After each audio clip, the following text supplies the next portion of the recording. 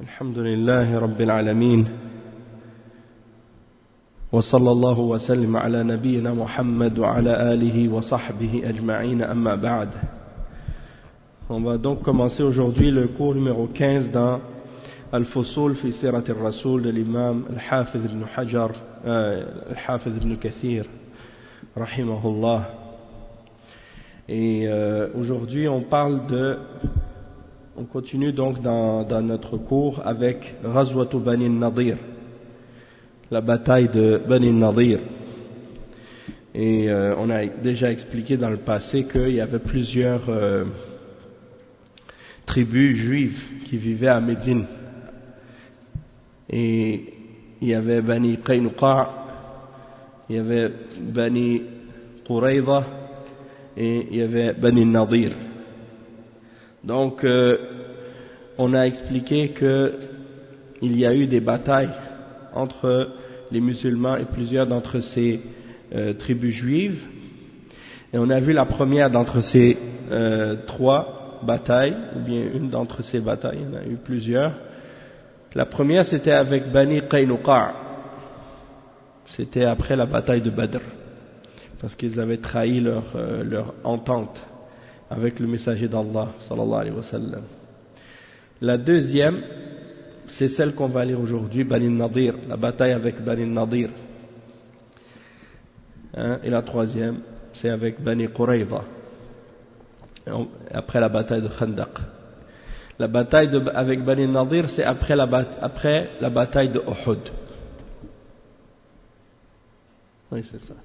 Ok, donc on a expliqué dans le cours précédent, bon ça fait un bout de temps là déjà j'avoue, mais on a expliqué que il y a eu des événements qui s'étaient passés à l'époque du prophète sallallahu alayhi wa sallam, et on a expliqué que après la bataille de Uhud, le prophète sallallahu alayhi wa sallam avait envoyé un nombre d'entre ses compagnons pour aller faire da'wa dans Al-Najd, et qu'il avait envoyé 70 parmi les meilleurs d'entre les musulmans à l'époque pour faire la da'wa aux gens du Najd, et ils avaient avec eux une lettre de la part d'un des seigneurs de cette région ou des chefs de cette région qui leur garantissait sécurité et protection s'ils passaient dans cette région-là, et qu'on ne devait pas les agresser ou leur faire du tort. Et qu'est-ce qui est arrivé? C'est que lorsqu'ils sont arrivés là-bas, malgré qu'ils avaient cette lettre, le chef de cette partie ou de cette région n'a pas respecté ce qu'il devait respecter, et puis il a tué malgré tout un nombre d'entre les Sahaba, dont 70 parmi eux. Et il y en a un parmi ceux-là qui s'était enfui et qui a raconté qu'est-ce qui s'était passé. On a expliqué aussi que en chemin vers le retour, il y a eu d'autres expéditions, puis il y a eu d'autres choses qui se sont produites. Il dit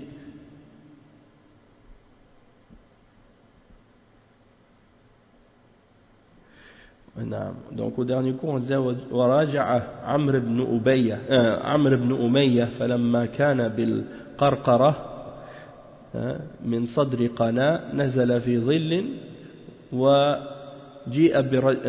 وجيء رجلان من بني كلاب وقيل من بني سليم فنزل معه فيه فلما ناما فتك بهما عمرو وهو يرى أنه قد أصاب ثأرا من أصحابه. نعم, c'est ça. Donc par rapport à cette histoire qu'on a dit, quand il y a eu les 70 musulmans qui ont été tués, il y avait Amr ibn Umayy al-Damri et Al-Munzir ibn Muhammad ibn Uqba qui sont partis dans cette direction-là, là où les Sahaba ont été tués, ils ont vu au loin des oiseaux qui tournaient, des vautours ou des animaux. Il y a des animaux comme ça qui, quand il y a des morts, eux ils se nourrissent des morts, c'est des charognards. Et donc, quand ils ont vu ça de loin, ils ont compris qu'il y avait quelque chose qui se passait à cet endroit-là. Alors, ils sont partis là-bas, puis, une fois arrivés là-bas, ils ont vu qu'il y a des musulmans qui ont été tués. Ils ont vu qu'il y avait des sahaba qui avaient été tués. نعم فرأي الطير تحوم على موضع الوقعة فنزل المنذر ابن محمد هذا فقاتل المشركين حتى قتل مع أصحابه. Donc Al-Munzir est allé à l'endroit où il y avait les musulmans qui avaient été tués et il a voulu combattre donc à ce moment-là contre les mushrikines, mais il s'est fait tuer avec ses compagnons lui aussi, il a été tué. Et Amr ibn Umayya, par contre, lui, il a été pris prisonnier. Le deuxième, il a été pris en prisonnier et il a été épargné à cause de quelque chose, une faveur que quelqu'un de sa tribu avait fait au chef de cette région-là. Donc, il l'a laissé partir. Alors, Amr ibn Umayya est reparti. Et c'est là qu'en chemin vers le retour, il s'est arrêté vers un endroit où il y avait de l'ombre et des arbres. Et il a vu deux hommes de Bani Kilab. Certains ont dit que c'était des hommes de Bani Sulaym. Et il les a vus donc à cet endroit-là. Il a attendu qu'ils s'endorment, puis il les a tués. Pour venger ses compagnons qui étaient morts.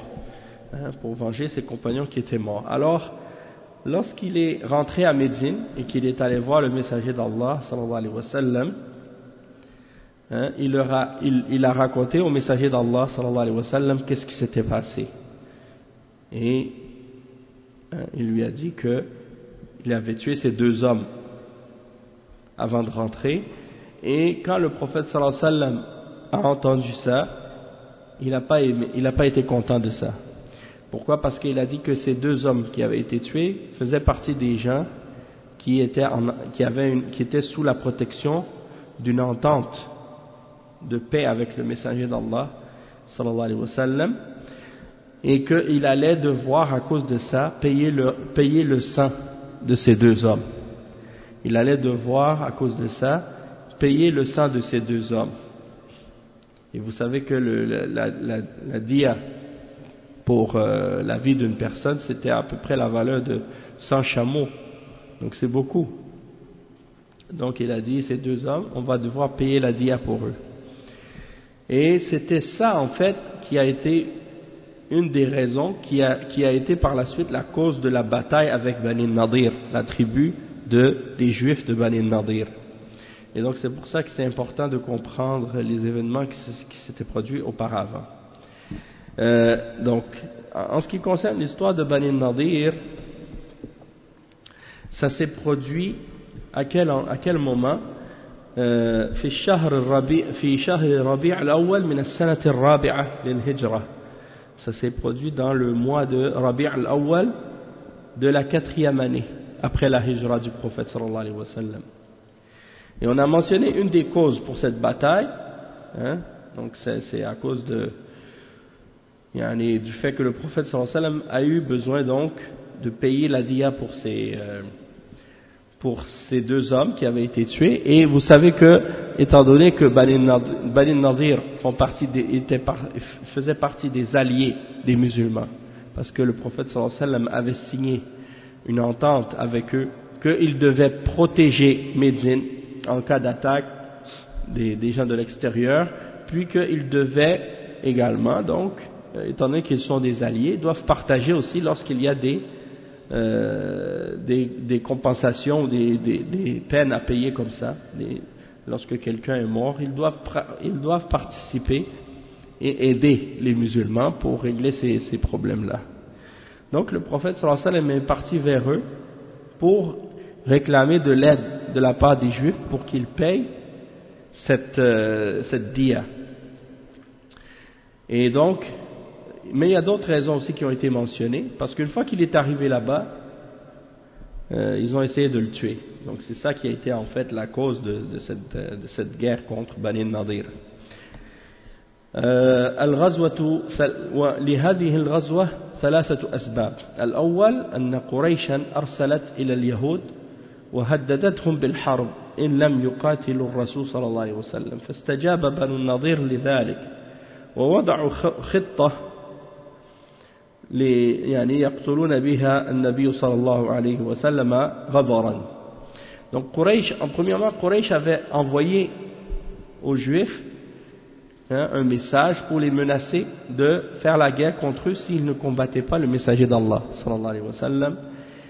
Et Banu Nadir a répondu à cette demande en dessinant ou en planifiant quelque chose pour tuer le messager d'Allah sallallahu alayhi wa sallam par trahison, puisque ce sont les alliés des musulmans et le prophète sallallahu alayhi wa sallam a signé une entente avec eux. Donc s'ils attaquent les musulmans ou s'ils essaient de tuer le prophète sallallahu alayhi wa sallam, ça représente dans ce cas-là une trahison de leur part. فطلبوا من النبي صلى الله عليه وسلم أن يخرج إليهم في 30 رجلا من أصحابه ليلتقي ب30 من أحبارهم في موضع وسط، فإن صدقوه آمنت يهود، فاستكثروا العدد وخافوا، فاقترحوا أن يأتوا و3 من أصحابه ويجتمعوا مع 3 من أحبارهم، وقد حمل الأحبار خناجرهم، ولكن امرأة منهم أفشت سرهم لأخ مسلم لها، فأخبر النبي صلى الله عليه وسلم فرجع عنهم، ثم استعد وحاصرهم بجنوده حتى نزلوا على الجلاء، ولهم ما حملت الإبل إلا السلاح، وكانت منازلهم غرب مسجد قباء. Donc, il y a une autre chose aussi, c'est que Banu Nadir, ils avaient voulu organiser quelque chose donc par rapport à cette ruse qu'ils voulaient préparer pour assassiner le prophète sallallahu alayhi wa sallam ou bien faire du tort aux musulmans. Et ils ont donc invité le prophète sallallahu alayhi wa sallam à envoyer 30 parmi ses compagnons pour rencontrer 30 parmi les rabbins à un endroit pour discuter avec eux, et que à ce moment-là, s'ils venaient, ils allaient croire. S'ils allaient venir, ils allaient accepter l'islam. Et ils ont trouvé que le nombre était un peu trop grand, alors ils ont eu peur à ce moment-là. Ils ont demandé, au lieu de 30, d'envoyer 3 parmi les compagnons, puis eux, ils ont envoyé 3 parmi les rabbins. Et eux, ces rabbins-là ont amené leurs poignards avec eux, et ils avaient l'intention donc d'attaquer ces musulmans-là, sauf que leur plan a été dévoilé à cause d'une femme dont le frère était musulman parmi les juifs, qui a informé son frère, et son frère a informé le prophète sallallahu alayhi wa sallam, et donc ils ne sont pas partis, ils sont revenus, et il s'est préparé pour les encercler avec son armée jusqu'à ce qu'ils arrivent à cet endroit-là, près de la mosquée Quba, pour se préparer à les combattre. Il dit ثانيا أن رسول الله صلى الله عليه وسلم خرج إلى بني النضير يستعينهم في دية الرجلين الذين قتلهما عمرو بن أمية الضمري رضي الله عنه، لأن رسول الله صلى الله عليه وسلم قد أخذ العهد على اليهود أن يعاونوه في الديات، فأتى صلى الله عليه وسلم مسجد قباء فصلى فيه ركعتين ومعه نفر من أصحابه، ثم أتى بني النضير فكلمهم، فقالوا له نعم يا أبا القاسم نعينك على ما أحببت، فجلس رسول الله صلى الله عليه وسلم إلى جنب جدار من بيوتهم ينتظر وفاءهم بما وعدوا، وجلس معه أبو بكر وعمر وعلي وطائفة من أصحابه رضي الله عنهم فلما خلا اليهود ببعضهم قالوا إنكم لن تجدوا الرجل على مثل حاله هذه فمن رجل يعلو هذا البيت ويلقي عليه صخرة فيقتله ويريحنا منه. Donc il dit que l'explication de ce que je vous disais tout à l'heure, c'est que le messager d'Allah sallallahu alayhi wa sallam était parti vers Bani Nadir en leur demandant de l'aide pour payer la diya des deux hommes qui avaient été tués par Amr ibn Umayya, puisque ils devaient payer la diya, puis étant donné qu'ils avaient une entente avec le messager d'Allah sallallahu alayhi wa sallam, les juifs devaient aider les musulmans lorsque quelqu'un était tué. S'il y avait une diya à payer, les juifs avaient l'engagement d'aider les musulmans à payer cette diya. Alors le prophète sallallahu alayhi wa sallam est venu avec quelques compagnons avec lui jusqu'à la mosquée Quba. Ils ont prié 2 rak'at, puis après ils sont partis voir les juifs de Bani Nadir, et il leur a parlé et il leur a expliqué ce qu'ils voulaient. Ils ont dit d'accord, Aboul Qasim, oui Aboul Qasim, on va t'aider, on va t'aider pour ce que tu veux. Alors le prophète sallallahu alayhi wa sallam, il s'est assis au bord d'un mur, parmi les murs de leur maison. Donc il s'est assis au bord du mur et il a attendu qu'ils reviennent, que les juifs reviennent. Et pendant qu'il attendait, il s'est attendu, pendant qu'il était assis en train d'attendre, il était avec Abu Bakr et Omar et Ali radiyallahu anhum, et d'autres parmi les compagnons aussi. Donc ils étaient assis en train d'attendre, et pendant qu'ils attendaient, les juifs entre eux ils se sont réunis et ils ont dit: vous n'allez pas trouver le prophète, vous n'allez pas trouver Mohammed dans cette situation une autre fois. Donc en voulant dire, c'est une occasion pour nous de le tuer et de l'assassiner. Donc ils ont dit: montez au-dessus de la maison à côté de laquelle il se tient, avec un rocher, un gros rocher, et puis vous lui lancez pour le tuer. Après on va être débarrassé de lui. Alors il dit: فانتدب لذلك رجل منهم وهو عمرو بن جحاش ابن كعب فقال: أنا لذلك. فصعد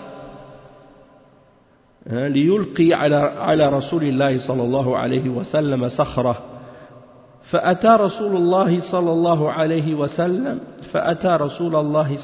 عليه وسلم جبريل عليه السلام وأخبره بما أراد القوم فقال مظهرا أنه يريد أن يقضي حاجته وترك أصحابه في مجلسهم ورجع سريعا إلى المدينة فلما أبطأ على أصحابه قاموا في طلبه فلقوا رجلا مقبلا من المدينة فسألوه فقال: رأيته داخلا المدينة. فأقبل أصحاب رسول الله صلى الله عليه وسلم حتى انتهوا إليه فأخبرهم الخبر بما أرادت يهود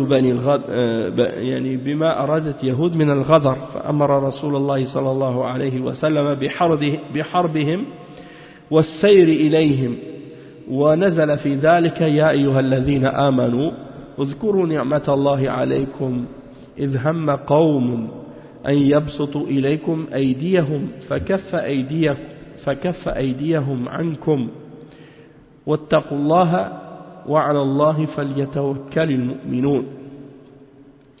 Donc qu'est-ce qui est arrivé, c'est que il y a un homme parmi les juifs qui s'appelait Amr ibn Jahash ibn Ka'b. Amr ibn Jahash ibn Ka'b, il a dit: moi je vais le faire.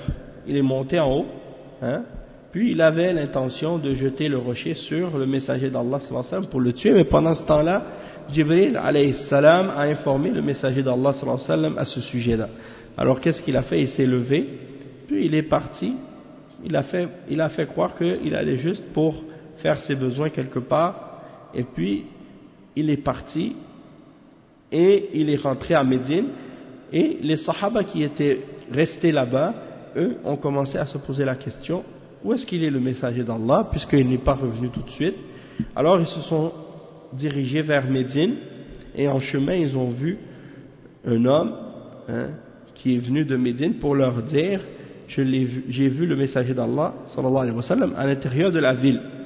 Alors ils sont rentrés vers le messager d'Allah sallallahu alayhi wa sallam, et lorsqu'ils sont arrivés près de lui, le prophète sallallahu alayhi wa sallam leur a informé de ce que les Juifs avaient l'intention de faire comme trahison. Et le messager d'Allah sallallahu alayhi wa sallam leur a ordonné à ce moment-là de combattre Bani Nadir. Et il cite que c'est à ce sujet que le verset 11 avait été révélé dans Suratul Ma'idah. Et dans ce verset, Allah subhanahu wa ta'ala, il dit ce qui signifie: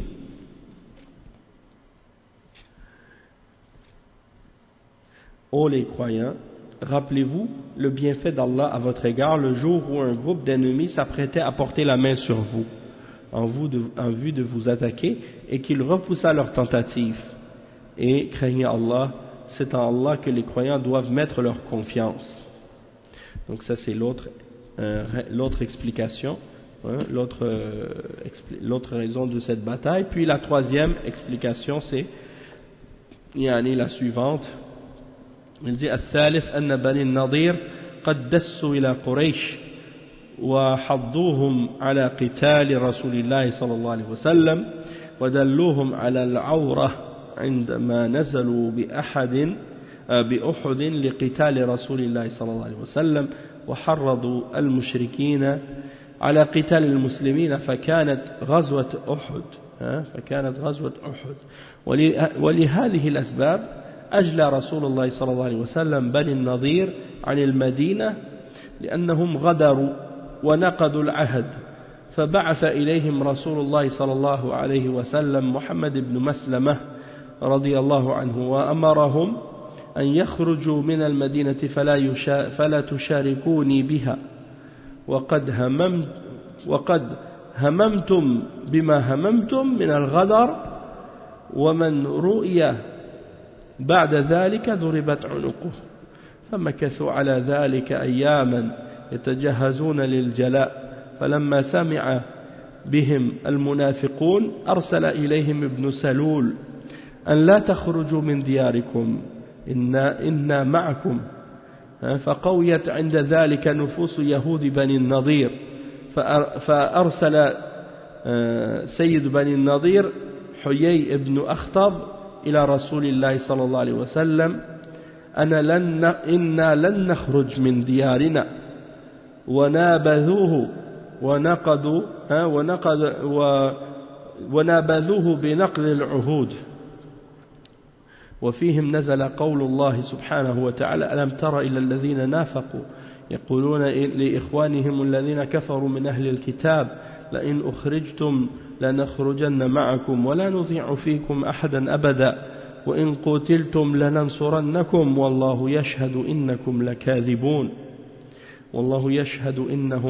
لكاذبون لئن أخرجوا لا يخرجون معهم ولئن قتلوا لا ينصرونهم ولئن نصروهم ليولن الأدبار ثم لا ينصرون لأنتم أشد رهبة في صدورهم من الله ذلك بأنهم قوم لا يفقهون فسار إليهم رسول الله صلى الله عليه وسلم في أصحابه واستخلف على المدينة ابن أم مكتوم فلما رأوا رسول الله صلى الله عليه وسلم التجأوا إلى حصونهم فقاموا عليها يرمون بالنبل والحجارة فحاصرهم رسول الله صلى الله عليه وسلم ثم أمره بقطع نخيلهم وتحريقها وفي ذلك نزل قول الله تعالى ما قطعتم من لينة أو تركتموها قائمة على أصولها فبإذن الله وليخزي الفاسقين فاستنزلهم المسلمون من حصونهم وأمروهم بقطع نخيلهم إهانة لهم وإرعابا لقلوبهم وتخلى المنافقون عن نصرة يهود وكان مثلهم مثل المنافقين وكان مثلهم ومثل المنافقين كمثل الشيطان إذ قال للإنسان اكفر فلما كفر قال إني بريء منك إني أخاف الله رب العالمين فكان عاقبتهما أنهما في النار خالدين فيها وذلك جزاء الظالمين. Donc le cheikh il explique ensuite que Bani Nadir ils étaient infiltrés, ils avaient collaboré avec Quraysh dans la bataille de Uhud et ils avaient indiqué aux mouchriquines les secrets des musulmans pour les aider dans leur guerre contre le messager d'Allah sallallahu alayhi wa sallam, et ils ont encouragé les mouchriquines à combattre les musulmans dans la bataille de Uhud. C'est ce qui a été à l'origine donc de la bataille de Uhud. Et à cause de ces raisons-là, donc, le prophète sallallahu alayhi wa sallam, le messager d'Allah sallallahu alayhi wa sallam, a voulu expulser Bani Nadir de Médine et les faire sortir parce qu'ils avaient trahi et ils avaient brisé leur engagement et leur entente avec le messager d'Allah sallallahu alayhi wa sallam. Alors le messager d'Allah sallallahu alayhi wa sallam a envoyé Muhammad ibn Maslama radiyallahu anhu pour leur dire de sortir. Sortez de Médine, vous n'allez plus être vous n'allez plus être ensemble avec moi à Médine. Et vous avez eu l'intention de faire ce que vous avez eu l'intention de faire comme trahison, et celui d'entre vous qui sera vu après cela, c'est-à-dire après qu'on vous ait expulsé, il va être frappé, il va être tué. Alors ils ont commencé à se préparer pour quitter Médine et pour être expulsés. Et lorsque les hypocrites de Médine ont entendu que le messager d'Allah sallallahu alayhi wa sallam voulait expulser les juifs de Médine, le chef d'entre eux, le chef des hypocrites, Ibn Saloul, il a été voir les juifs et il leur a dit: ne sortez pas, on est avec vous, et on va vous aider, on va vous supporter. Alors à ce moment-là, quand les juifs ont vu qu'il y avait des munafiqines qui étaient avec eux et qu'ils allaient les défendre ou les supporter, alors qu'est-ce qu'ils ont fait? Le chef des juifs a envoyé Huyay ibn Akhtab vers le messager d'Allah sallallahu alayhi wa sallam pour lui dire: on va pas sortir, on va rester finalement, et on rejette notre accord et notre alliance, ça y est, c'est fini. Alors ils se sont sentis forts parce qu'ils avaient le support des munafiqines avec eux. Allah musta'an. Et ils ont cité, donc ils citent le verset à ce sujet-là, de 11 à 13 dans Surat Al-Hashr, dans lequel Allah subhanahu wa ta'ala il dit, ce qui signifie: n'as-tu pas vu les hypocrites disant à leurs confrères qui ont mécru parmi les gens du livre: si vous êtes chassés, nous partirons certes avec vous, et nous n'obéirons jamais à personne contre vous. Et si vous êtes attaqués, nous vous secourrons certes. Et Allah atteste qu'en vérité, ils sont des menteurs. S'ils sont chassés, ils ne partiront pas avec eux. Et s'ils sont attaqués, ils ne les secourront pas. Et même s'ils allaient à leur secours, ils tourneraient sûrement le dos. Puis, ils ne seront point secourus. Et il dit ensuite: vous jetez dans leur cœur plus de terreur qu'Allah. C'est-à-dire qu'ils ont plus peur des croyants que d'Allah lui-même. Et c'est qu'ils sont des gens qui ne comprennent pas. Tous ne vous combattront que retranchés dans des cités fortifiées ou derrière des murailles. Leurs dissensions internes sont extrêmes. Tu les croirais unis alors que leurs cœurs sont divisés. C'est qu'ils sont des gens qui ne raisonnent pas. Donc ça c'est les versets que Allah subhanahu wa ta'ala a fait descendre à propos de cette bataille-là, hein, la bataille de Bani Nadir, surat al-Hashr, dans le Coran, qui parle de ça. Il dit فَصَارَ إِلَيْهِمْ رَسُولُ اللَّهِ صَلَى اللَّهُ عَلَيْهِ وسلم. Donc le messager d'Allah sallallahu alayhi wa sallam est parti vers eux avec ses compagnons. Il a laissé derrière lui à Médine Ibn Maktoum comme responsable. Puis les Juifs, eux, se sont cachés derrière leur forteresse.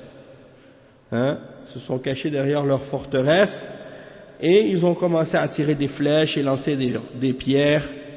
Alors le prophète sallallahu alayhi wa sallam les a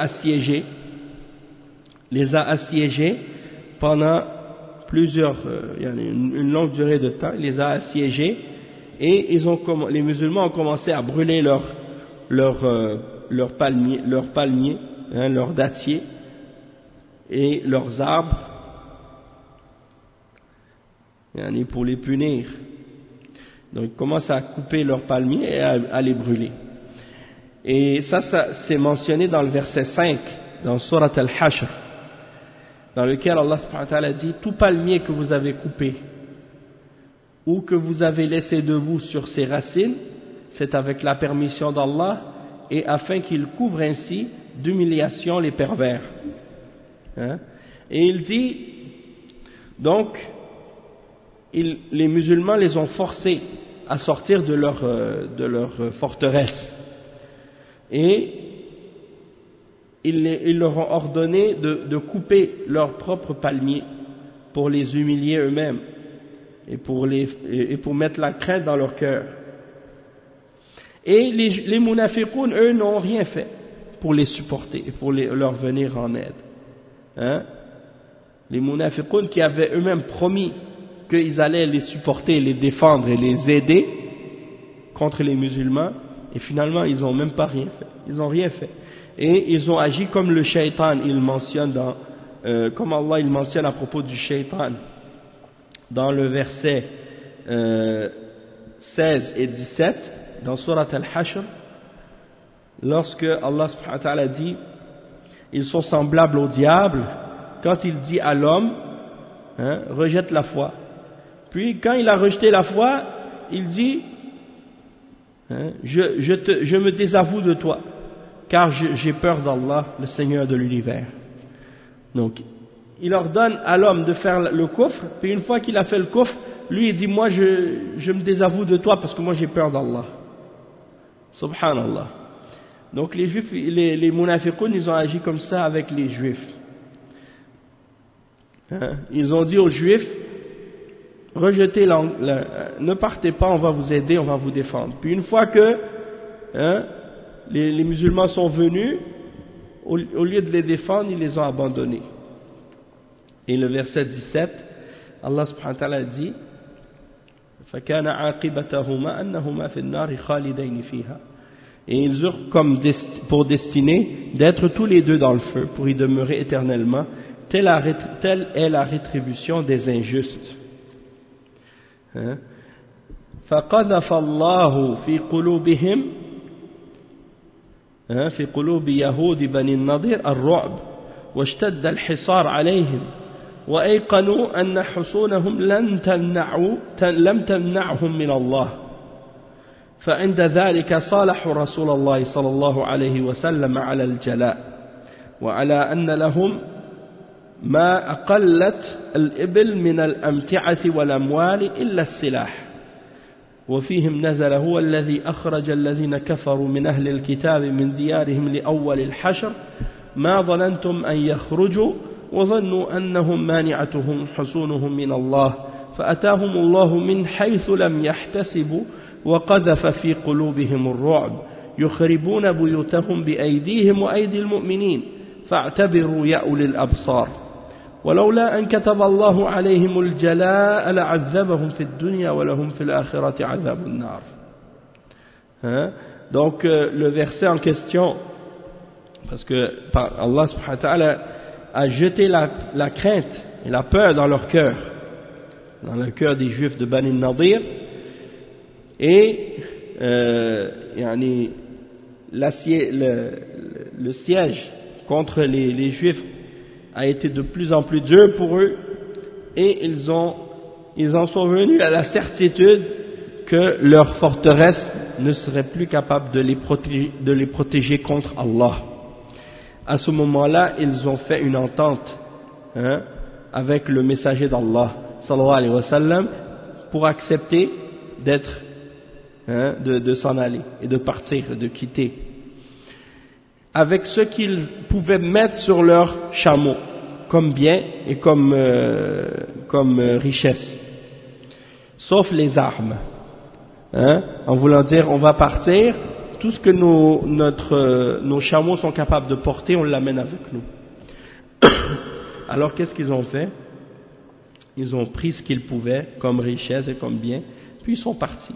Et pour pas que les musulmans profitent ou utilisent leur maison, ils ont commencé à eux-mêmes détruire leur propre maison. C'est pour ça qu'Allah il dit dans le verset يُخْرِبُونَ بُيُوتَهُمْ بِأَيْدِيهِمْ وَأَيْدِي الْمُؤْمِنِينَ. Il dit, il cite les versets dans Surat Al-Hashr, le verset 2 et 3, dans lesquels Allah subhanahu wa ta'ala dit ce qui signifie: c'est lui qui a expulsé de leur maison ceux parmi les gens du livre qui ne croyaient pas lors du premier exode, les gens, yani Bani Nadir. Il dit, vous ne pensiez pas qu'ils partiraient, et ils pensaient qu'en vérité leur forteresse les défendrait contre Allah, mais Allah est venu à eux de là où ils ne s'en attendaient point, et a lancé la terreur dans leur cœur. Ils démolissaient leurs maisons de leurs propres mains autant que des mains des croyants. Tirez-en une leçon, ô vous qui êtes doués de clairvoyance. Et si Allah n'avait pas prescrit contre eux l'expatriation, il les aurait certes châtiés au feu ici-bas, et dans l'au-delà ils auront le châtiment du feu. Donc ensuite il dit فحملوا من أموالهم ما استقلت به الإبل وكانت 600 بعير وكانوا يهدمون بيوتهم بأيديهم ليحملوا ما استحسنوه من الأبواب والنوافذ وغيرها حتى لا ينتفع بها المسلمون من بعدهم وصار أكثرهم وأشرافهم كسلام بن أبي الحقيق وكنانة بن الربيع وحيي بن أخطب وغيرهم إلى خيبر وصارت جماعة منهم إلى الشام. Donc ils ont pris avec eux les biens qu'ils étaient capables de prendre sur des chameaux, et ils avaient à peu près 600 chameaux. Donc 600 chameaux, ils ont mis dessus qu'est-ce qu'ils pouvaient, et ils brisaient, ils détruisaient eux-mêmes leurs maisons avec leurs mains pour ramener ceux qui étaient encore bons, et qu'est-ce qu'ils pouvaient encore utiliser comme les portes et les fenêtres, et pour pas que les musulmans puissent en profiter et les utiliser après eux. Et donc la plupart d'entre eux sont partis, parmi eux les nobles comme Salam ibn Abi al-Huqiq ou al-Huqiq, et Kinana ibn Rabi' et Huyay ibn Akhtab et d'autres également qui étaient parmi eux les nobles, et ils sont partis vers Khaybar. Tandis qu'il y en a d'autres qui sont partis, un autre groupe qui sont partis vers Sham, vers la Syrie, la Palestine, cette région-là. Et le messager d'Allah sallallahu alayhi wa sallam, il dit: قبض رسول الله صلى الله عليه وسلم ما تركوه من الأموال والسلاح وكانت أموال بني النضير وأرضهم يعني وديارهم كانت ديارهم أرضهم وديارهم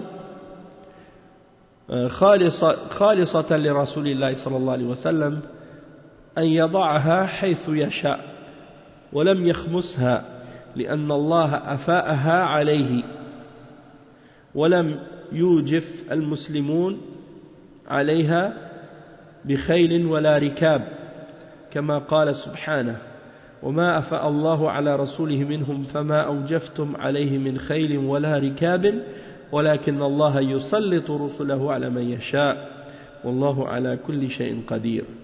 وأعطى الرسول صلى الله عليه وسلم أكثرها للمهاجرين وقسمها بينهم خاصة لفقرهم، ولذلك أغنى الله المهاجرين وأزال فاقتهم، وكان صلى الله عليه وسلم ينفق مما بقي منها على أهله نفقة سنة، ثم يجعل ما بقي في السلاح والكراع عدة في سبيل الله.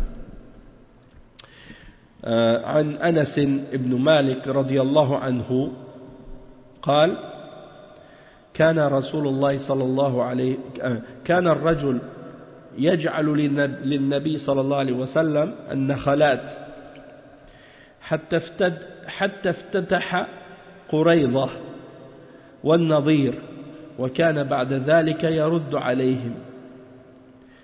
متفق عليه. ونزلت سورة الحشر كلها في بني النضير. وبإجلاء بني النضير أراح الله المسلمين من شرهم وكيدهم. Ok, donc le messager d'Allah sallallahu alayhi wa sallam a pris ce qu'ils ont laissé comme bien et comme armes également, et les biens de Bani Nadir ainsi que leurs terres et leurs maisons.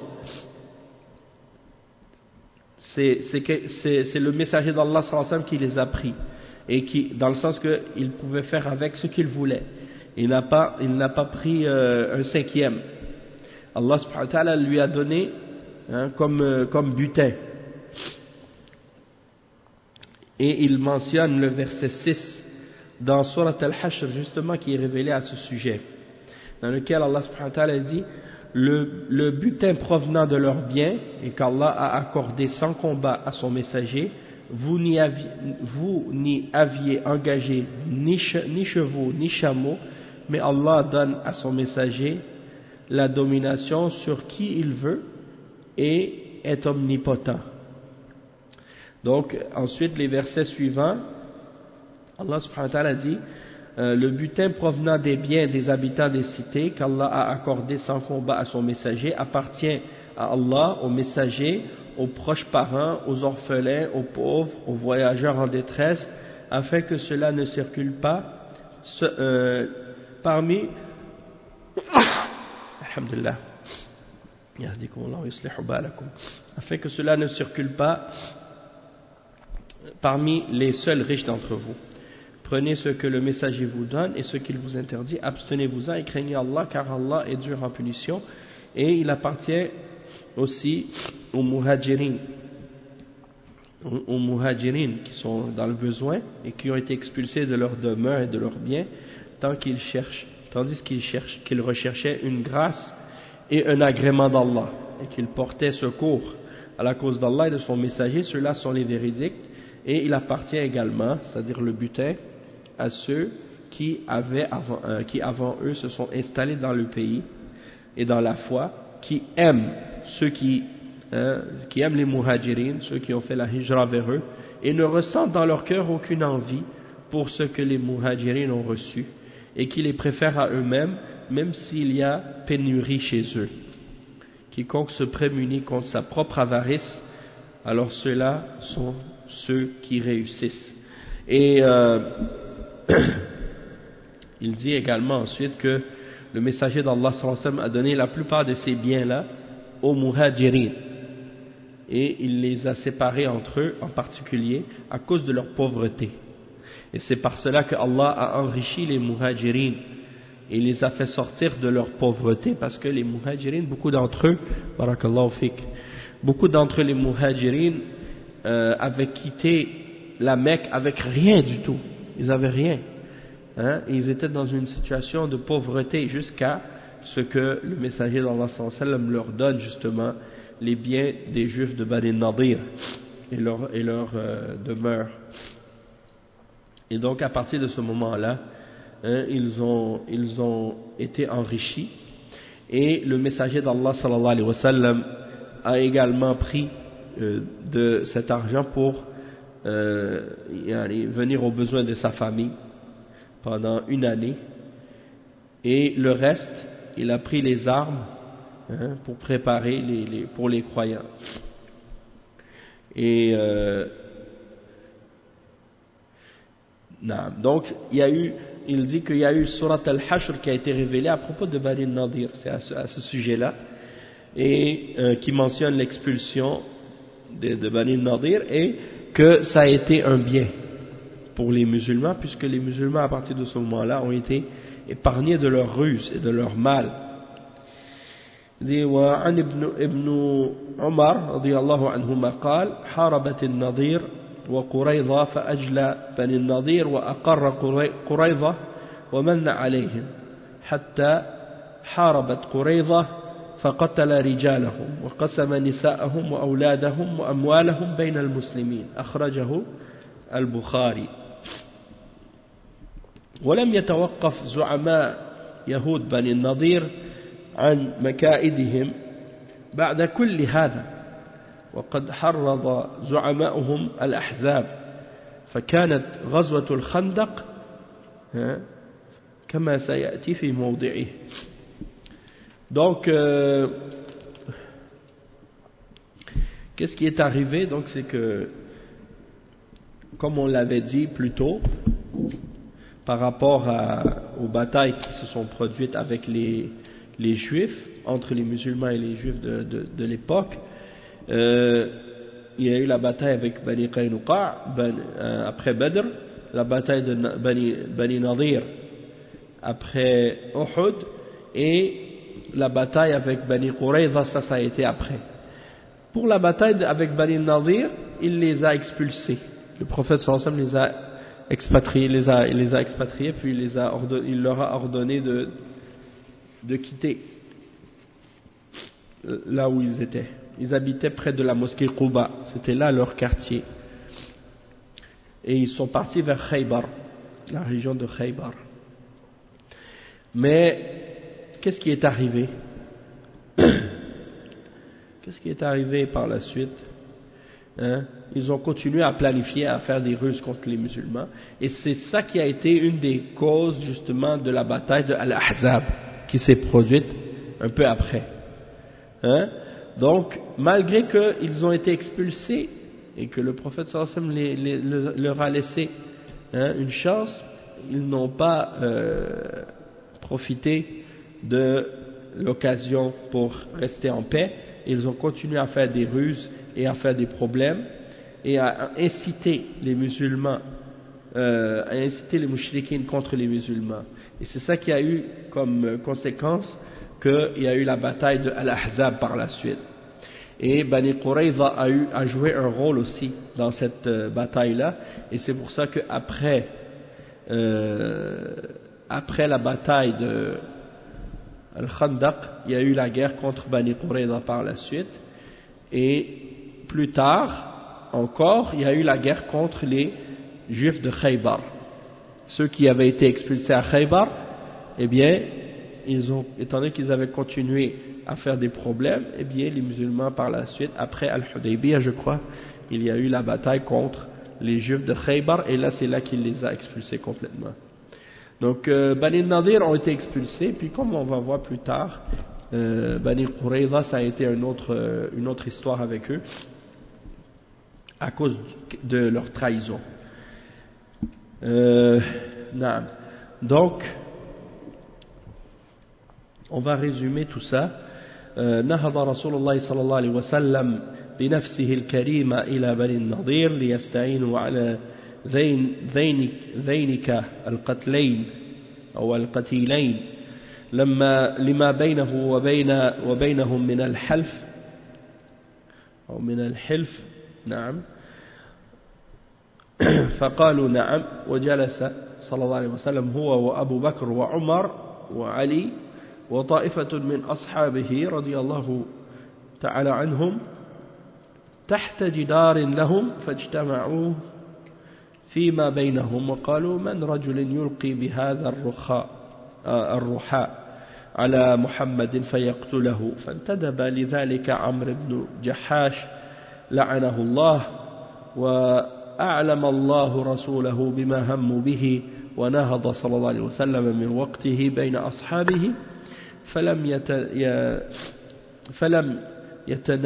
يتناهى دون المدينة وجاء من أخبر أنه رآه صلى الله عليه وسلم داخلا في حيطان المدينة فقام أبو بكر ومن معه فاتبعوه وأخبرهم بما أعلمه الله من أمر يهود فانتدب الناس إلى قتالهم فخرج واستعمل على المدينة ابن أم مكتوم.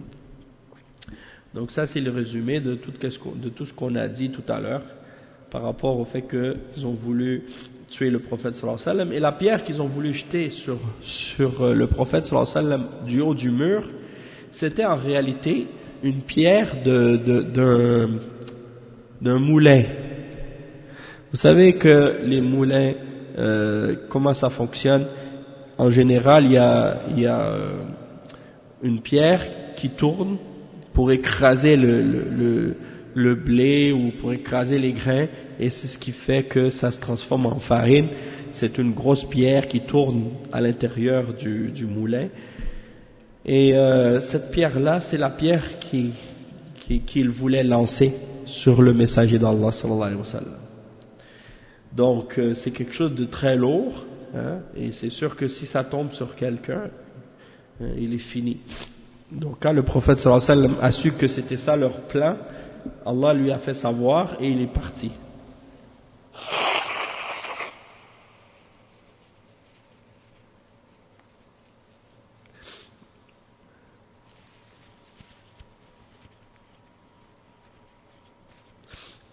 Donc les musulmans ont assiégé les juifs de Bani Nadir pendant 6 nuits. وذلك ربيع الأول فحاصرهم 6 ليال منه وحينئذ حرمت الخمر, et c'est pendant cette période que l'alcool a été interdite. Pendant cette période que l'alcool a été interdite. كذا ذكره ابن حزم ولم أره لغيره. Donc c'est ce que Ibn Hazm a mentionné. Il dit je l'ai pas vu de d'autres personnes, c'est-à-dire j'ai pas vu ça mentionné par d'autres personnes que lui, c'est-à-dire par d'autres personnes que Ibn Hazm. Il dit ودس عبد الله ابن أبي بن سلول وأصحابه من المنافقين إلى بني النضير أنا معكم نقاتل معكم وإن أخرجتم خرجنا معكم. Donc l'hypocrite Abdullah ibn Ubay ibn Saloul, la tête des hypocrites, est allé voir les juifs puis leur a dit on va rester avec vous, on va vous défendre, si vous êtes expulsés on va sortir avec vous aussi. Donc eux ils ont été trompés par ça, ils ont cru qu'ils avaient un support, alors ils se sont enfermés dans leur forteresse, puis ils pensaient qu'ils allaient être capables de se défendre. Et puis vous savez le reste comme on l'a mentionné. وَلَمْ يُسْلِمْ مِنْهُمْ إِلَّا رَجُولَانِ. Donc il y a un groupe qui est parti à Khaybar, un autre groupe qui est parti vers la Syrie, vers la Palestine, et il dit il y a seulement 2 hommes parmi eux qui se sont convertis. وَهُمَا أَبُو سَعْدٍ ibn Wahb wa Yamin ibn Umayr ibn Ka'b. وكان قد جعل لمن قتل ابن عمه عمرو بن جحاش جعلا لما كان قد هم من الفتك برسول الله صلى الله عليه وسلم وأحرز أموالهما وقسم رسول الله صلى الله عليه وسلم أموال الباقين بين المهاجرين الأولين خاصة. Donc parmi les deux juifs qui se sont convertis à l'islam, il y a Abu Sa'd ibn Wahb et Yamin ibn Umayr ibn Ka'b. C'était le neveu, de Amr ibn Jahash qui voulait tuer justement le prophète sallallahu alayhi wa sallam. Son neveu s'est converti à l'islam et il avait même donner une récompense pour celui qui tuerait son oncle, qui avait essayé de tuer le messager d'Allah sallallahu alayhi wa sallam.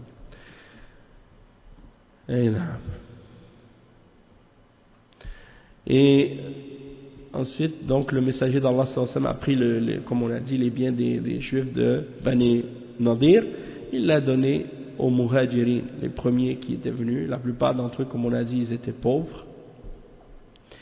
Puis il dit إلا أنه أعطى أبا دجانة وسهل بن حنيف الأنصاريين لفقرهما. Donc il a donné aussi parmi les Ansar Abu Dujana et Sahl ibn Hunayf parce qu'ils étaient pauvres. وكانت أموالهم مما أفاء الله على رسوله ولم يوجد الإجحاف إيضاع في السير وهو الإسراع والمراد أنهم لم يلقوا بها حربا ولا مشقة مشوا بها مشيا فلم يركبوا خيلا ولا إبل. Donc ils n'avaient pas utilisé de chevaux ni de monture, rien, parce que c'était pas loin. Donc ils n'ont pas eu besoin d'utiliser quoi que ce soit de ces choses-là. Puis il n'y a pas eu de combat non plus, puisqu'ils ont seulement assiégé la place, puis ils se sont rendus. Donc à cause de ça, le prophète sallallahu alayhi wa sallam a pris cela comme étant un butin. Tout leur bien a été pris comme un butin. Et il l'a distribué selon ce qu'il a vu comme étant le plus utile et le plus bénéfique. Ghazwat Dhat al-Riqa'. Ensuite, Ibn Kathir, il parle d'une autre bataille qui s'appelle Ghazwat Dhat al-Riqa'.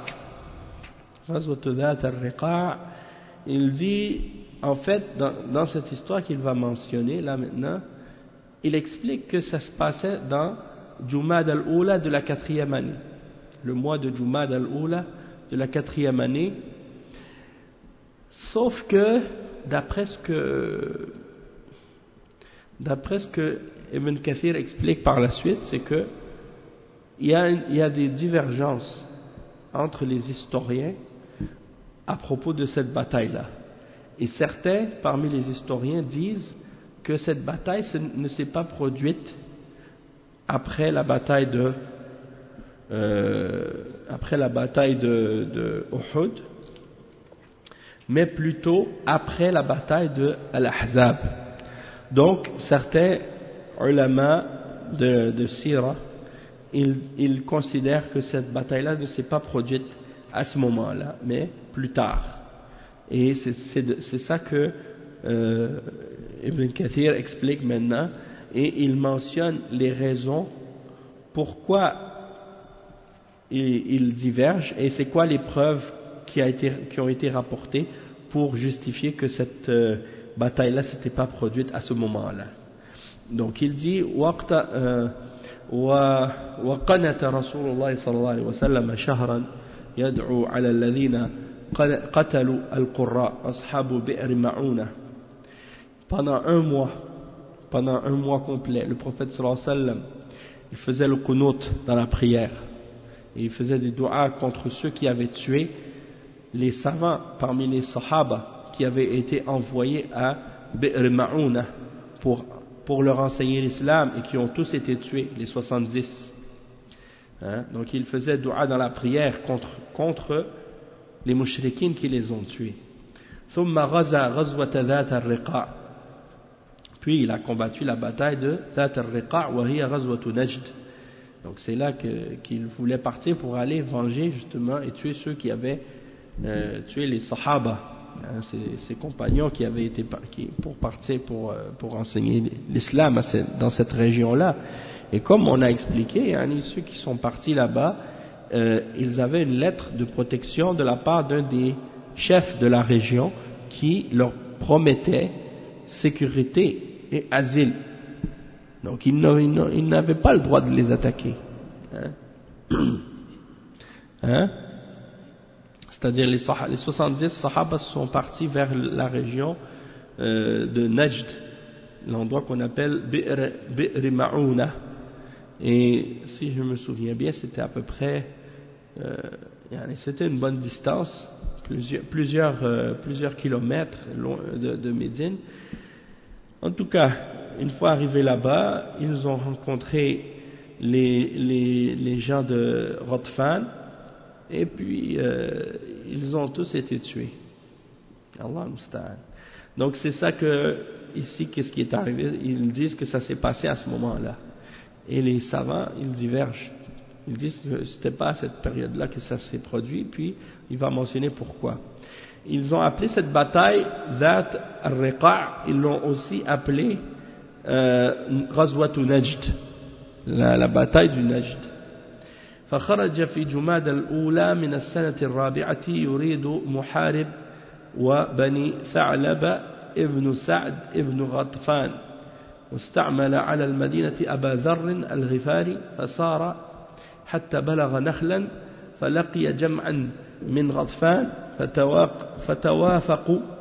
فتواقفوا ولم يكن بينهم قتال إلا أنه صلى يومئذ صلاة الخوف فيما ذكره ابن إسحاق وغيره من أهل السير وقد استشكل لأنه قد جاء في رواية الشافعي وأحمد والنسائي عن أبي سعيد أن النبي صلى الله عليه وسلم حبسه المشركون يوم الخندق عن الظهر والعصر والمغرب والعشاء فصلاهن جميعا وذلك قبل نزول صلاة الخوف قالوا وإنما نزلت صلاة الخوف بعسفان كما رواه أبو عياش الزرقي قال كنا مع النبي صلى الله عليه وسلم بعسفان فصلى بنا الظهر وكان المشركين يومئذ خالد بن الوليد وكان صلاة الظهر وعلى المشركين يومئذ خالد بن الوليد فقالوا لقد أصبنا منهم غفلة ثم قالوا إن لهم صلاة بعد هذه هي أحب إليهم من أموالهم وأبنائهم فنزلت يعني صلاة الخوف بين الظهر والعصر فصلى بنا العصر فرقنا فريقين وذكر الحديث أخرجه الإمام أحمد وأبو داود والنسائي.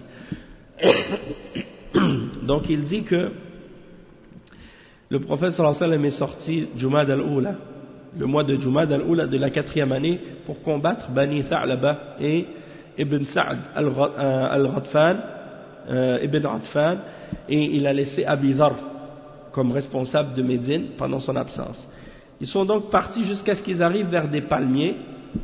À cet endroit-là, ils ont rencontré un groupe de Ghatfan.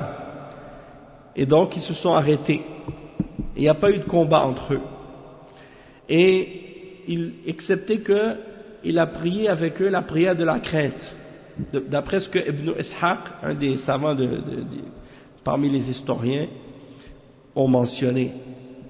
Et d'autres également parmi les savants de la Sira ont mentionné ça aussi, qu'ils ont prié Salat al-Khawf, la prière de la crainte. Sauf que les ulama ont trouvé ça problématique de mentionner qu'il a prié la prière de la crainte à cet endroit-là. Pourquoi? Parce que selon la narration de Shafi'i, de Ahmad et de An-Nasa'i, selon Abu Sa'id, que le prophète sallallahu alayhi wa sallam a été retenu par les mouchriquines le jour de la bataille de Khandaq. Et ils n'ont pas pu faire le Dhuhr, ni l'Asr, ni le Maghrib, ni l'Isha.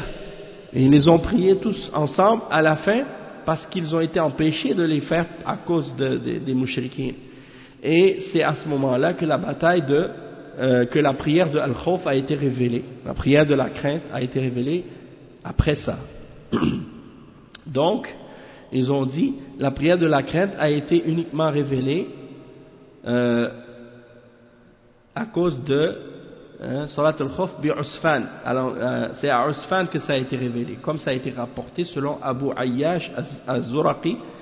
Il dit, nous étions avec le messager d'Allah sallallahu alayhi wa sallam, le prophète sallallahu alayhi wa sallam à Usfan, et il a prié Dhuhr avec nous, et à ce moment-là c'était Khalid ibn al-Walid qui était le chef de l'armée des mouchriquins, qui était le chef de l'armée des mouchriquins.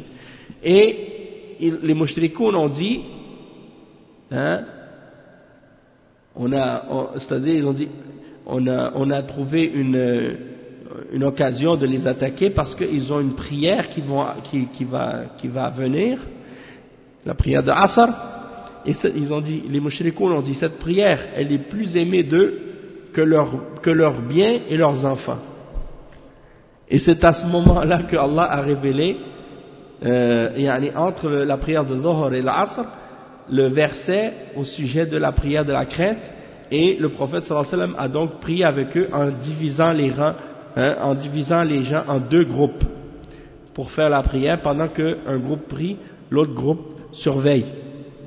Et donc ça a été rapporté dans le hadith, et c'est rapporté par Ahmad, Abu Daoud et An-Nasa'i. Donc on voit que à cause de ça, certains ulama ont considéré que cette bataille de Zat al-Riqa' s'était pas produite à cet endroit, à ce moment-là, mais ça s'est produit plus tard. Il dit وعن أبي هريرة رضي الله عنه قال كان رسول الله صلى الله عليه وسلم نازلا بين ضجنان وعسفان محاصرا المشركين فقال المشركون إن لهؤلاء صلاة هي أحب إليهم من أبنائهم وأبكارهم وأجمعوا أمركم ثم ميلوا عليهم ميلة واحدة فجاء جبريل عليه السلام فأمره أن يقسم أصحابه نصفين وذكر الحديث رواه النسائي والترمذي وقال حسن صحيح.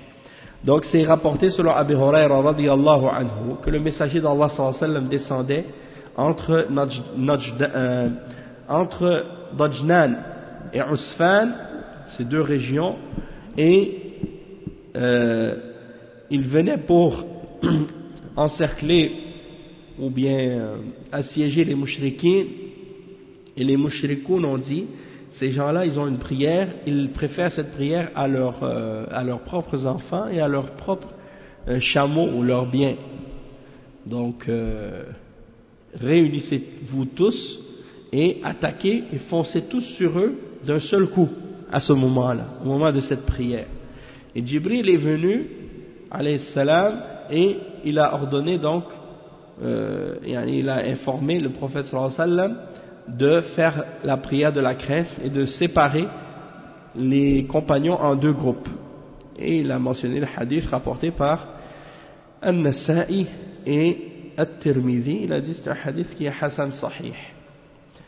Il dit ensuite وقد علم بلا خلاف أن غزوة عسفان كانت بعد الخندق فاقتضى هذا أن ذات الرقاع بعدها بل بعد خيبر ويؤيد ذلك أن أبا موسى الأشعري وأبا هريرة رضي الله عنهما شهداها. أما أبو موسى الأشعري ففي الصحيحين عنه أنه شهد غزوة ذات الرقاع وأنهم كانوا يلفون على أرجلهم الخرق لما نقبت وسميت بذلك فسميت بذلك. أما أبو هريرة فعن مروان بن الحكم أنه سأل أبا هريرة هل صليت مع رسول الله صلى الله عليه وسلم صلاة الخوف؟ قال نعم. قال متى؟ قال عام غزوة نجد.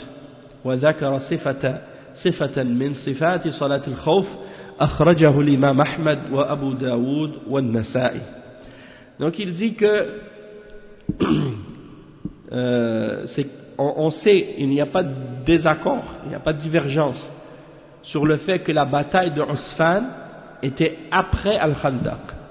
Et donc ça implique que la bataille de Dhat al-Riqa' était après la bataille de Al-Khandaq, même après la bataille de Khaybar. Donc il dit, et qu'est-ce qui vient supporter cette position-là? C'est que Abu Musa al-Ash'ari et Abu Huraira radiyallahu anhuma ont été présents dans ces deux batailles-là. Et que Abu Musa al-Ash'ari, il mentionne, comme c'est rapporté dans Al-Bukhari et Muslim, qu'il a été présents dans la bataille de Dhat al-Riqa', et qu'ils l'ont appelé la bataille Dhat al-Riqa' justement parce que ils ont enroulé des morceaux de tissu sur leurs pieds, hein, à cause des ampoules qu'ils avaient, hein, à force de marcher. Donc ils entouraient leurs pieds avec des tissus, des morceaux de tissu pour marcher. Et c'est pour ça qu'ils ont appelé cette bataille Dhat al-Riqa'. Hein. Et il dit qu'Abu Huraira a dit, ça a été rapporté selon Marwan ibn al-Hakam, qu'il a posé la question à Abu Huraira, est-ce que tu as prié la prière de la crainte avec le messager d'Allah sallallahu alayhi wa sallam? Il a dit oui. Il a dit quand? Il a dit c'est dans l'année de la bataille de Najd. La bataille de Najd, c'est Dhat al-Riqa'. Hein? Et il a mentionné la façon dont, il a mentionné une façon parmi les façons dont on priait la prière de la crainte. Et c'est rapporté par l'imam Ahmad, Abu Daoud et An-Nasa'i. Il dit وقد قال بعض أهل التاريخ إن غزوة ذات الرقاع أكثر من مرة واحدة كانت قبل الخندق وأخرى بعدها قلت إلا أنه لا يتجه أنه صلى في الأولى صلاة الخوف إن صح حديث أنها إنما فرضت في عسفان. Il dit que certains parmi les savants d'histoire, parmi les historiens, ont dit que la bataille de Dhat al-Riqa' s'est produite plusieurs fois, plus qu'une fois. Il y a eu plusieurs batailles qu'on a appelées Dhat al-Riqa'. Une d'entre elles était avant Al-Khandaq et une après Al-Khandaq. Et Ibn Kathir il dit, excepté que on ne peut pas dire que dans la première on avait fait la prière de la crainte si le hadith en question est authentique sur le fait que elle a été uniquement ordonnée pendant la bataille de Usfan. Il dit وقد ذكروا أنه كانت من الحوادث في هذه الغزوة قصة جمل جابر وبيعه من رسول الله صلى الله عليه وسلم وفي ذلك نظر لأنه جاء أن ذلك كان في غزوة تبوك إلا أن هذا أنسب لما أنه قد قتل أبوه في أحد وترك الأخوات فاحتاج أن يتزوج سريعا من يكفلهن له. ومنها حديث جابر رضي الله عنه أيضا في الرجل الذي سبوا امرأته فحلف ليهرقن دما في أصحاب محمد صلى الله عليه وسلم فجاء ليلا وقد أرصد رسول الله صلى الله عليه وسلم رجلين ربيئة للمسلمين من العدو وهم عباد بن بشر عباد بن بشر وعمار بن ياسر رضي الله عنهما فضرب عبادا بن بشر بسهم وهو قائم يصلي فنزعه ولم يبطل صلاته حتى رشقه ب3 أسهم فلم ينصرف منها حتى سلم يعني وأنبهه صاحبه فقال سبحان الله هلا انتبهت ألا أنبهتني سبحان الله فقال إني كنت في صورة كرهت أن أقطعها سبحان الله. Tu vois les sahaba, ça c'est incroyable. Et ils ont mentionné que parmi les événements qui s'étaient produits dans cette bataille, l'histoire du chameau que un compagnon avait vendu au messager d'Allah sallallahu alayhi wa sallam. Je pense que c'est l'histoire que le prophète sallallahu alayhi wa sallam avait acheté un chameau d'un compagnon, puis après il lui a redonné en sadaqa ou je sais pas, je me rappelle plus les détails. Mais il dit, mais par contre ça c'est pas certain parce que certains ont mentionné que ça c'était plutôt dans la bataille de Tabouk. Il dit sauf que ce serait plus correct que ce soit à cette bataille-là, puisque son père avait été tué. Hein, le père de Jabir avait été tué, et Jabir, il avait plusieurs sœurs. Et étant donné que son père était mort, il n'y avait plus personne pour s'occuper d'elle, alors Jabir a eu besoin de se remarier rapidement pour pouvoir s'occuper de ses sœurs, trouver une femme qui allait pouvoir s'occuper de ses sœurs. Et c'est lui à propos duquel le messager d'Allah sallallahu alayhi wa sallam avait dit j'ai appris que tu t'es marié. Il a dit oui, je me suis marié effectivement. Il a dit est-ce que tu as épousé une jeune fille vierge avec qui tu pourras t'amuser et avoir du plaisir avec elle et jouer avec elle?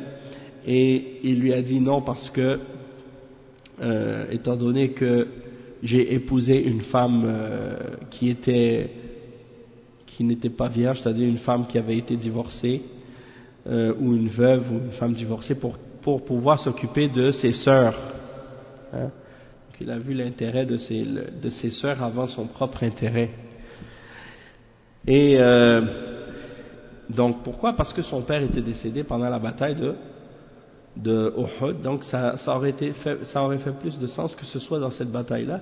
Et il dit que Jabir, le hadith de Jabir qui mentionne également que un homme parmi les mouchriquines, sa femme avait été prise en prisonnière et il avait juré qu'il allait tuer ou bien qu'il allait faire couler le sang des compagnons du prophète Mohammed sallallahu alayhi wa sallam. Alors il est venu pendant la nuit, puis il a surveillé le prophète sallallahu alayhi wa sallam, mais le prophète sallallahu alayhi wa sallam avait mis sur place des compagnons pour veiller, surveiller pendant la nuit contre des ennemis.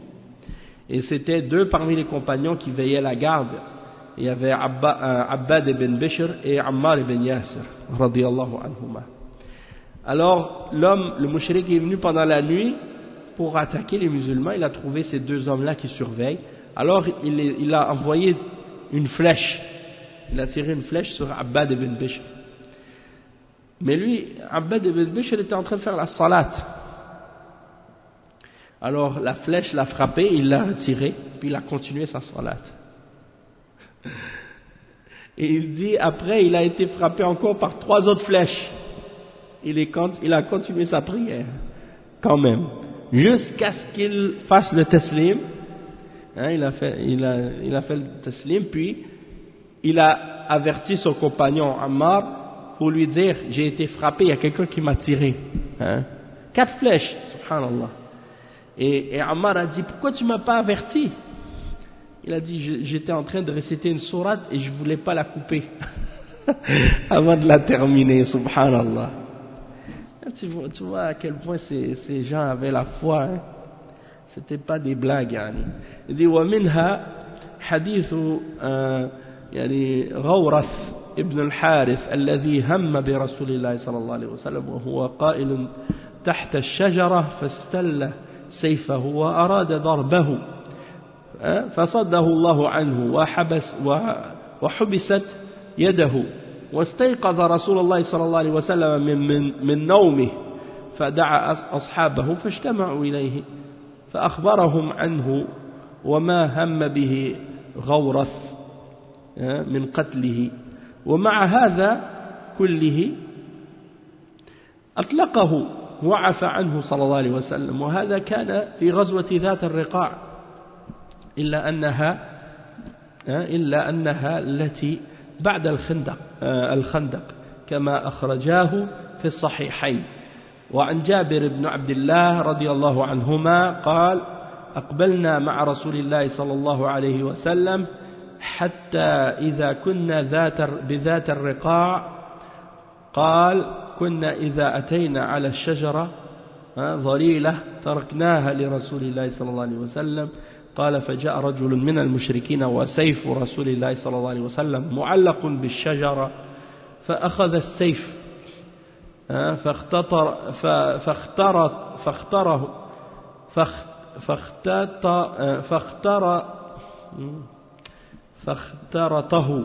فاخترطه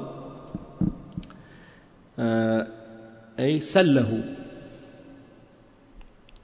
فقال لرسول الله صلى الله عليه وسلم أتخافني قال لا قال فمن يمنعك مني قال الله قال فتهدد أصحاب رسول الله صلى الله عليه وسلم فأغمد السيف وعلقه وقال فنودي بالصلاة فصلى طائفة ركعتين ثم تأخر وصلى بالطائفة الأخرى ركعتين وكانت لرسول الله صلى الله عليه وسلم 4 ركعات وللقوم ركعتان واللفظ لمسلم. Donc il mentionne un dernier point par rapport à cette bataille, c'est la bataille en fait par rapport à la bataille de Zat al-Riqa'. Il dit qu'il y a un autre événement qui prouve que cet événement-là s'était produit après Al-Khandaq et non avant. C'est qu'est-ce qui est arrivé avec Ghawrath ibn al-Harith, qui a voulu tuer le prophète sallallahu alayhi wa sallam pendant qu'il faisait une sieste en dessous d'un arbre.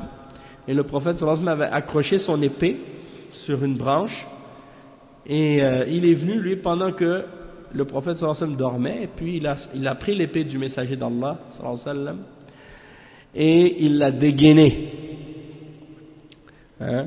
Et le prophète sallallahu alayhi wa sallam, hein, il s'est réveillé à ce moment-là, puis il a trouvé l'homme, le mouchrik, avec son épée dans sa main, voulant tuer le prophète sallallahu alayhi wa sallam. Mais à ce moment-là, c'est comme si on dirait que il n'a pas été capable de tuer le prophète sallallahu alayhi wa sallam. Il a échappé l'épée est tombée de ses mains. C'est comme s'il est devenu paralysé, il ne pouvait plus rien faire. Et subhanallah, le prophète sallallahu alayhi wa sallam a appelé ses compagnons, ils sont arrivés et il leur a dit que cet homme-là voulait le tuer. Et malgré tout, le prophète sallallahu alayhi wa sallam l'a épargné, il l'a laissé partir. Et ça s'est passé dans la bataille de Zat al-Riqa', mais ça c'était après le Khandaq, comme c'est rapporté dans Al-Bukhari et Muslim, selon Jabir ibn Abdillah, qui mentionne il dit nous étions avec le messager d'Allah sallallahu alayhi wa sallam jusqu'à ce que nous arrivions à Zat al-Riqa', la bataille de Zat al-Riqa'. Il dit, et quand on est arrivé vers un arbre où il y avait de l'ombre, on l'a laissé pour le messager d'Allah sallallahu alayhi wa sallam pour qu'il puisse se reposer. Et il y a un homme qui est venu parmi les mouchriquines, il a trouvé l'épée du prophète sallallahu alayhi wa sallam accrochée dans l'arbre. Alors il a pris l'épée, il l'a dégainée. Et il a dit au messager d'Allah, est-ce que tu as peur de moi? Et le messager d'Allah sallallahu alayhi wa sallam a dit non. Alors il a dit, qui va t'empêcher, hein, qui va m'empêcher de te tuer maintenant? Hein? فَمَنْ يَمْنَعُكَ مِنِّي, qui va m'empêcher de te tuer? Le prophète sallallahu alayhi wa sallam a dit Allah. Et c'est à ce moment-là que il a échappé son épée, hein. Il a échappé. Sa main est devenue paralysée, il ne pouvait plus rien faire. Alors, les sahaba sont arrivés, hein, et les compagnons, ils ont voulu, comme ils l'ont menacé et tout. Puis le prophète sallallahu alayhi wa sallam l'a laissé partir. Après, ils ont appelé à la prière, et ils ont fait rak'atayn le prophète sallallahu alayhi wa sallam fait rak'atayn avec un groupe, puis le groupe qui avait prié se sont reculés, l'autre groupe qui n'avait pas prié sont venus devant, il a prié rak'atayn avec le deuxième groupe. Donc le prophète sallallahu alayhi wa sallam avait prié 4 rak'at et les gens avaient prié chacun 2 rak'at. Et c'est comme ça que la prière de la crainte avait été révélée à ce moment-là. Donc on va s'arrêter ici pour aujourd'hui, on continuera la suite au cours précédent, Inch'Allah. Puis il y a toujours le cours numéro 3 qui est manquant. J'ai réalisé ça en faisant la vérification des cours. J'ai constaté qu'il manquait, il y a un cours qui a été perdu, le cours numéro 3. Donc je vais voir qu'est-ce qu'il y avait dedans, puis on va le refaire, Inch'Allah, si c'est nécessaire. Donc oui, barakallahu fik, wa alaykum salam wa rahmatullah. On va s'arrêter ici, Inch'Allah, subhanakallahu wa bihamdik, ashhadu an la ilaha illa ant, astaghfiruka wa atubu ilayk, wa sallallahu wa sallam ala nabiyyina Muhammad wa ala alihi wa sahbihi ajma'in, walhamdulillahi rabbil alamin.